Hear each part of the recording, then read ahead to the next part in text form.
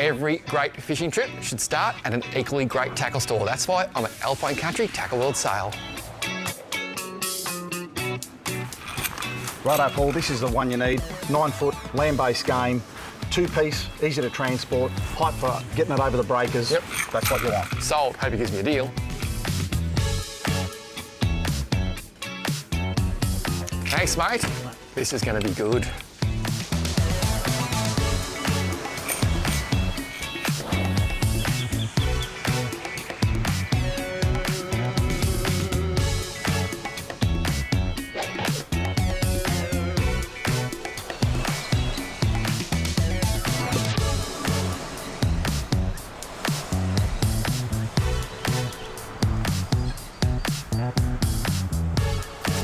I find myself in Orbost. This is Henry Law, my brand new best friend. Now tomorrow we're catching big fish, but does that mean we have to catch little fish first? It certainly does. We need to get some bait and that's what we're here for. Sensational. This is bait location, tomorrow's big fish location, and I'm pumped.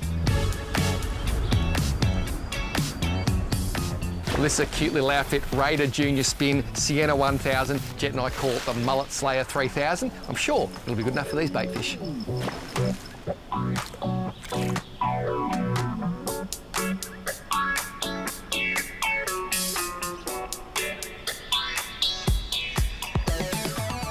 So I'm using 5-pound Fins 40G. Henry, 150-pound braid. Unbelievable. No point bringing a knife to a gunfight.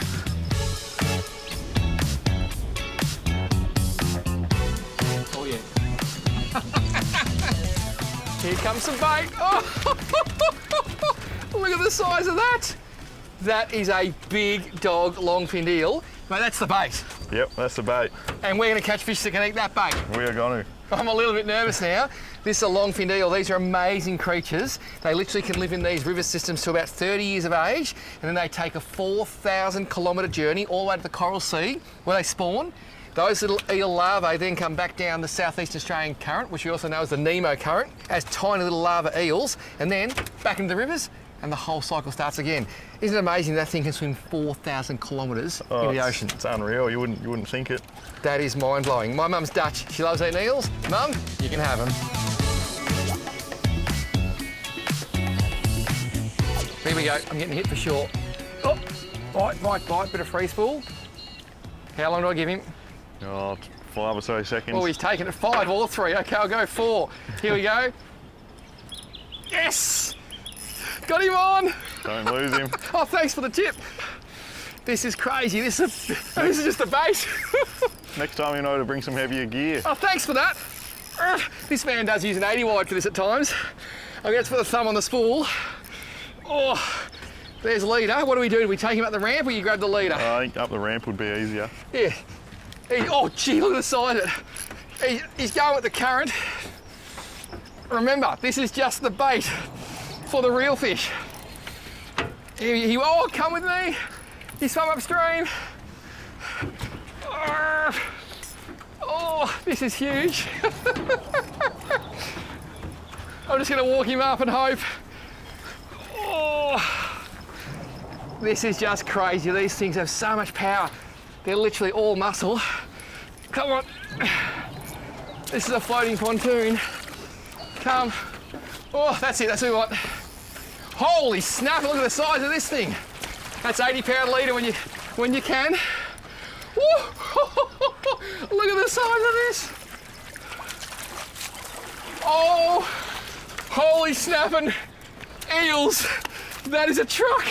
How big have you caught these things? The biggest I got was 18.5 pound. Probably twice that. 8.5 pounds, look at this. It's almost as long as a mullet slayer. That was so much fun. Woo. I'm feeling lightheaded. Tomorrow, we turn this into something very, very special.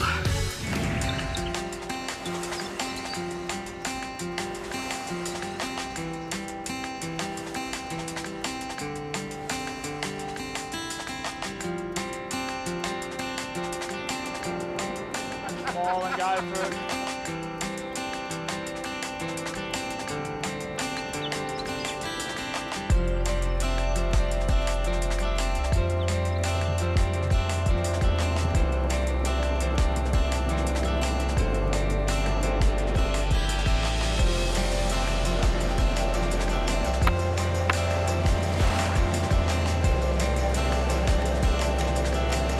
know it's going to be a big day when you're fishing with cable that could winch your truck out of a hole and a hook that could literally take a whole chook. Seriously, this is big time.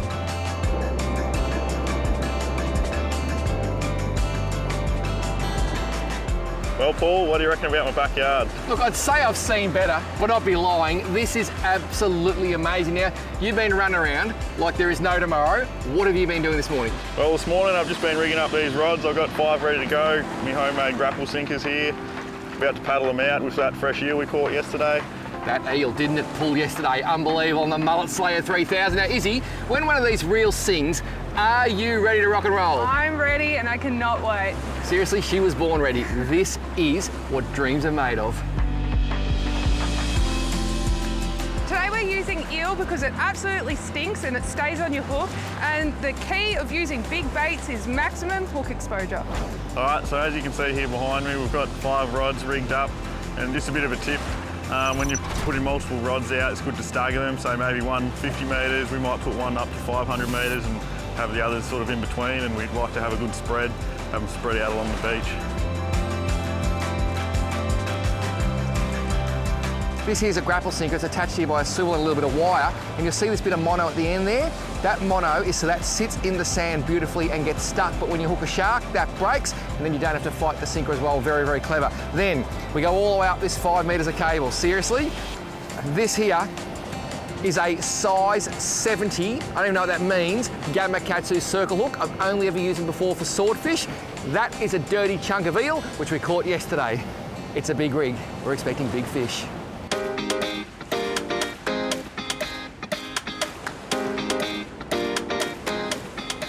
First bait is about to go out. We're going to drone this one, might drone a second one, but then Henry is going to jump on the yak and paddle the baits out.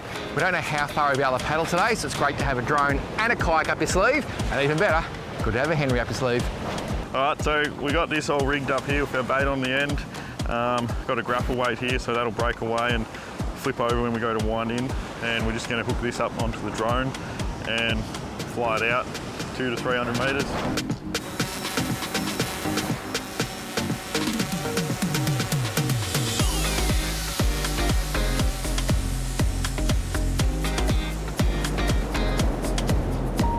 That is such a beautiful thing. That drone is taking this pace. I reckon that's about 300 metres, eh? Yeah, roughly that. He'll know exactly. So I think, mate, that's 370. And she goes down. What do you do now? I'm just going to wind in a bit of slack and just leave it. Mate, that's a lot easier than paddling. Oh, yeah. I think I need to get myself one of those. I need to get myself one too. That is so cool. We are fishing.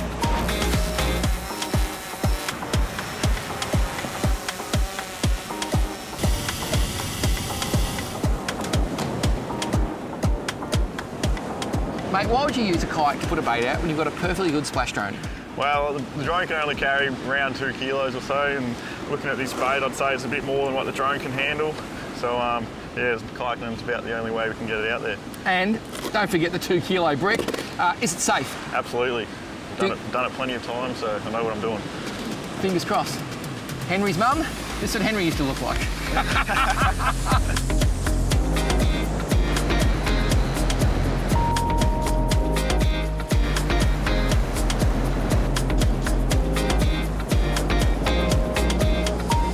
I don't know about you, but that reminded me of those old silo ads. You can slam it down fast. What an absolute legend. The bait's about to drop. Henry, you're my new hero. Seriously, mate, that was very impressive. How'd you go? Oh, I didn't go too bad. Got tipped over a couple of times, but the bait's out there, so it's all good. I can tell you the bait is out 450 metres. That's what our drone tells us. Now, I probably would have attacked it a little different angle of incidence, but you did okay. Yeah, it's out there, that's the main thing. I ain't doing it. There's sharks in those waters.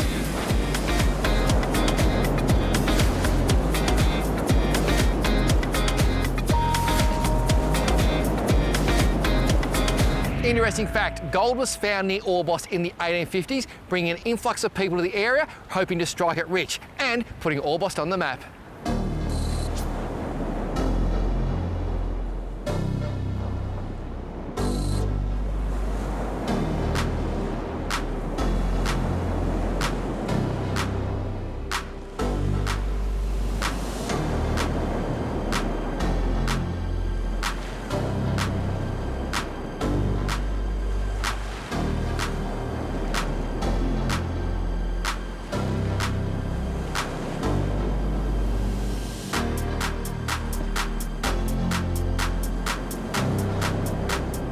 Well, people always say, what happens behind the scenes when I fish? We have stood on this beach today for 11 hours soaking 5 baits. We finally decided to get back to the pizza shop in time. We had to leave here now. We got halfway down the track and the boys who stayed, and Izzy of course, started screaming, "Shark!" We're hooked up. I can't believe this. I better get a shark and a pizza tonight or I'll be a very unhappy man. So Izzy, talk about the death knock. I know, right? Crazy. Is that your phone ringing? Or is that my phone? Hang on, it's my phone. Hang on a sec. Hang on. Here we go, here it runs. Here we go. I can't talk, honey. We're actually hooked up to a shark. He's awake now. Yeah, baby. Sorry, darling. I'm not going to get looked after when I get home. That's all right. I'm sure she understands. She understands. So, talk the death knock. We had to make it back in time to get dinner. You decided to stay. I've never heard someone yell shark so loud. I know. We all went mental, but lucky we're on. Exactly 12 hours right. of waiting and it all happens. And this is where people who do the hard yards get the rewards. Now, you actually do a bit of this in your spare time, don't you? Yes, I love this. Adrenaline rush is my favourite. What's the most big sharks you've caught off the sand a day? We got 5. I hooked one, but 2 at a time. But Yep. the boys had 3 before we got our double hookup. 5 big sharks 5 off the in beach one in a day. day. Now, any ideas what this thing might be? I'm going to say bronzy. Yep. Our plan is to put a tag in the Shark Victorian Fisheries. They've asked us to come and do this for them so they can learn more about the species. Gotta go for another run. Oh! Interesting fact, Marshall Commonwealth Hotel here in Orbost was initially built as a single-storey dwelling for Mr. James Drew in 1900 and opened on the 1st of January 1901. I've done some big days fishing over my time, and so often you get that bite at the death knock, don't you? Last light bite, we call it. And those eels yesterday that I caught, this is a piece of that eel. Exactly. So we're turning something from the river into something from the sea. Oh, it's pulling you, eh? Yep, it's very heavy. Do you want to start walking down the beach Sure this way? can. I just want to try and get you close to the fish. Let it do that Now, run. you just do whatever you're comfortable with. And I just want to try and straighten up on the fish. Yep. So just sort of walk down and sidewards. Sensational effort. What's the biggest fish you caught is? I dropped a 300 plus mako. What? But landed a 250 plus mako after I dropped that one. So when you say 250 plus, are you talking 250 years old? No, 250 kilos. 250 kilos, OMG. Oh my Mako, that's amazing. That's pretty crazy. And you're a shark freak, aren't you? Love it. And I just want to say, when I go to Queensland, I try to avoid sharks. I don't like them because they're catching other species. But in Victoria and other parts of the world, you actually go there to target sharks. And the reason I love fishing so much is that no matter what you're doing on the day, it's all about your target species, isn't it? Of course it is. There's no fish you don't like catching. No. Henry is going in. The boys are going in deep. This shark is sitting on the back of the breakers.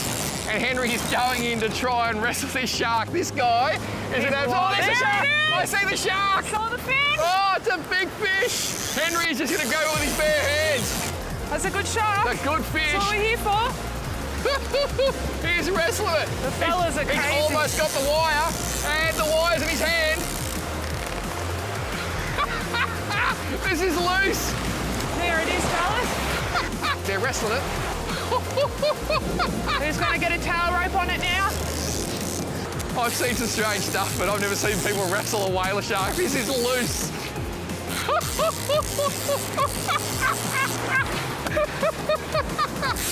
Oh. This is my boat. Keep the slack coming, Iz. They got a tail rope on it. Watch your fingers and toes, boys.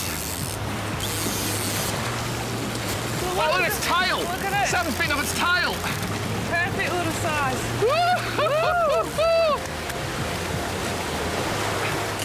Boys. That is crazy now. Thanks, guys. What we're going to do, we're going to get the hook out of this fish, we're going to beach it, and then we're going to put that tag in, and in about 5 minutes this fish will be swimming again. They are tough as nails. These things lived up to 30 years of age. Males live longer than females.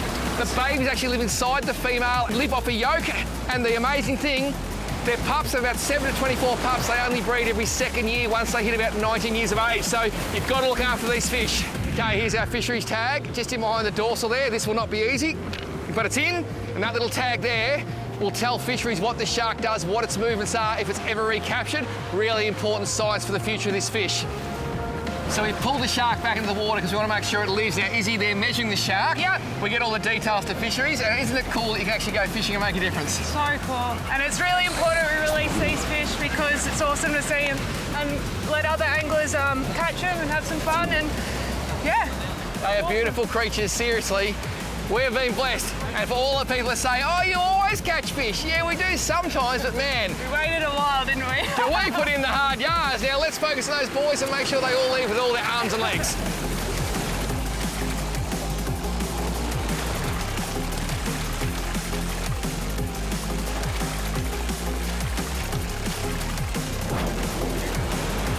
It's a big fish, eh? That's awesome. How good's that? That is so good. And talk about breathing a sigh of relief. I know. I've seen some pretty cool stuff, lads, but that is so next much, level. Seriously, they breed them tough in the country. If you ever get a chance, come to Gippsland, come and do some shark fishing. Not like shark fishing up north. This is serious fun. When you see what these boys do, OMG.